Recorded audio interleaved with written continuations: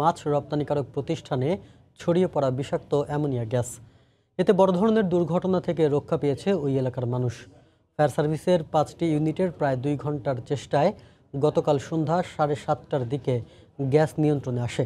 Fire service জানায়, বিকেল 5:30টার দিকে অ্যাটলাস সি ফুডে অ্যামোনিয়া গ্যাস সিলিন্ডার বিস্ফোরণ ঘটে।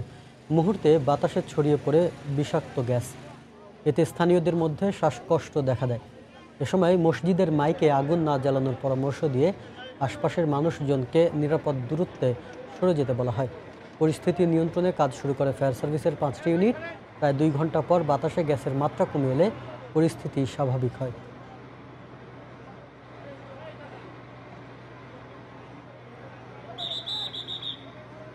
অ্যামোনিয়া গ্যাস এমন একটি অবস্থা যে বাতাসের মাধ্যমে আমাদের নাকে এসে ঢুকতেছে, আমরা সবাই অজ্ঞান হয়ে পড়ে যাচ্ছি।